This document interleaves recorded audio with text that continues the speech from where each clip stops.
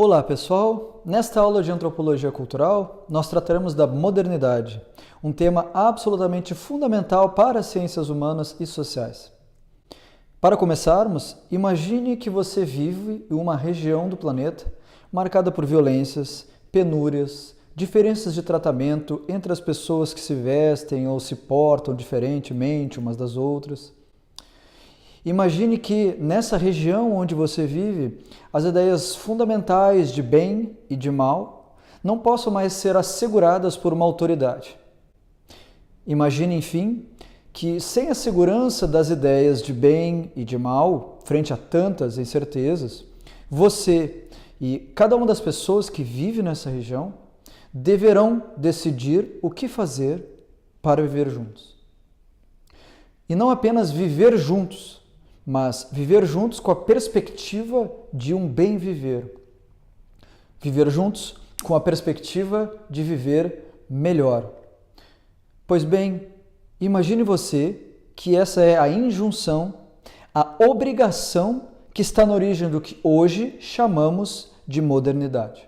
Historicamente, a modernidade é um termo que se pode utilizar para indicar a transição de um modelo de produção da sociedade que por volta do século XVIII na Europa tornou-se insustentável.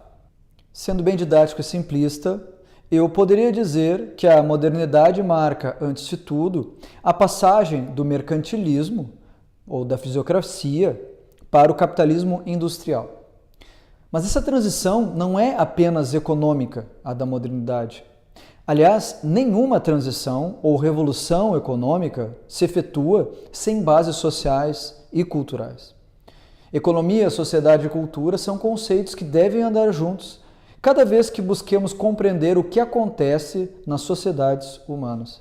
A modernidade, que muito mais que uma transição entre modelos de produção e reprodução materiais da sociedade, é uma transformação ou revolução de crenças e leis morais que sustentavam uma maneira particular de existir que eu, repito e insisto, era impossível de se sustentarem ao longo do tempo.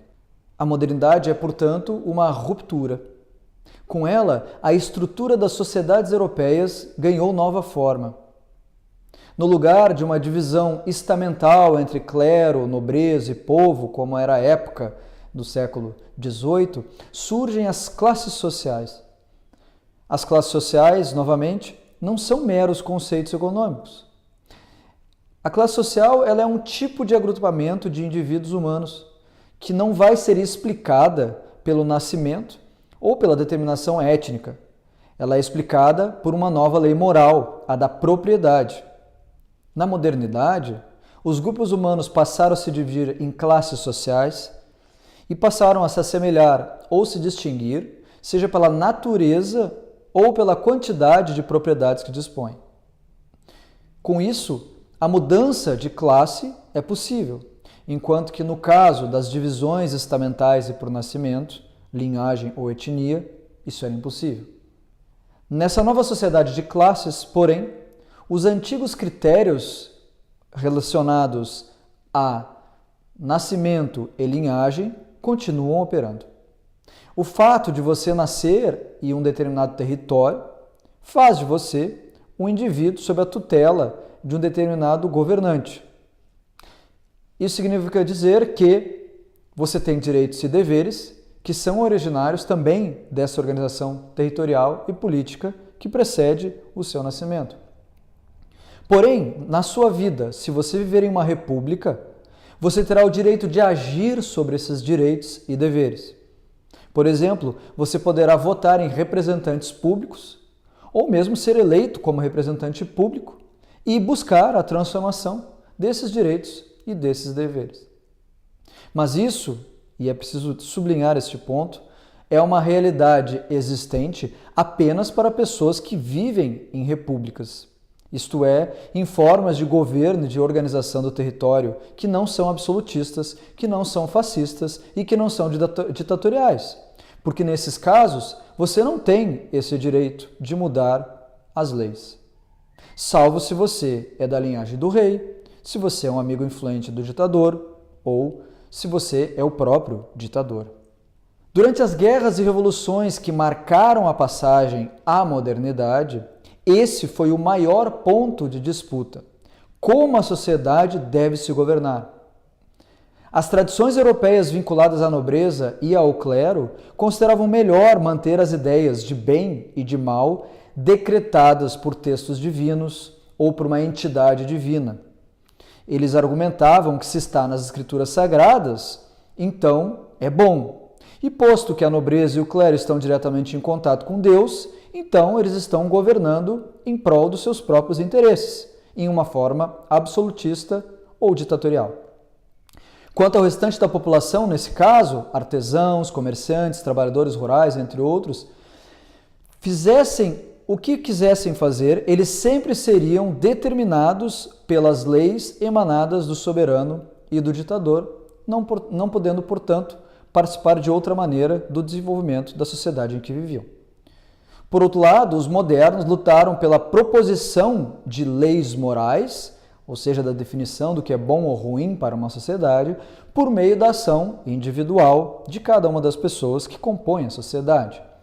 A modernidade é, portanto, esse momento onde o que era definido como sagrado e universal, porque emanado de textos sagrados ou da voz de Deus, mostrou-se como algo ditatorial e absolutista.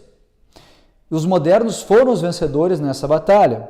E é por isso que hoje, você e eu, não podemos mais recorrer a essas verdades sagradas para definir o que é bom para todos os indivíduos em nosso país.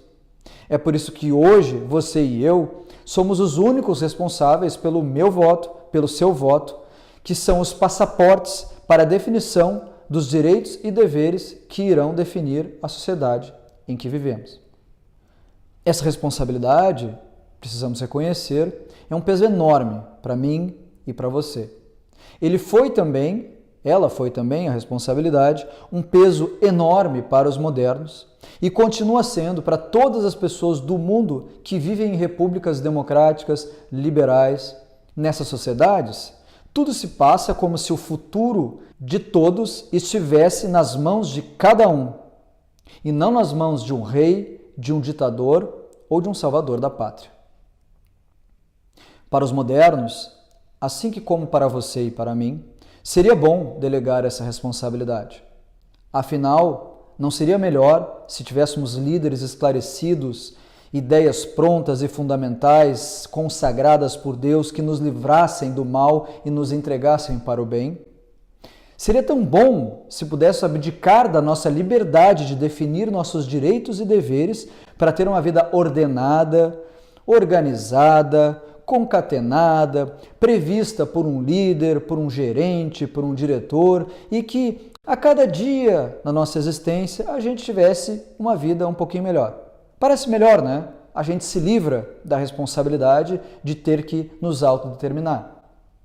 Pois bem, no próximo episódio dessa aula sobre modernidade, eu vou explicar um pouquinho desse desejo de submissão que é tão presente nos nossos corações, assim como eu indicarei os motivos pelos quais não é prudente, apesar desse desejo, dessa fala interior, abandonar a trabalhosa tarefa da liberdade de cada dia em nome de frases de ordem, de promessas paradisíacas e idílicas de um mundo melhor, que vai ser governado por uma pessoa forte, infalível e capaz de livrar o mundo de todo mal. Vamos lá para o próximo vídeo? Até mais!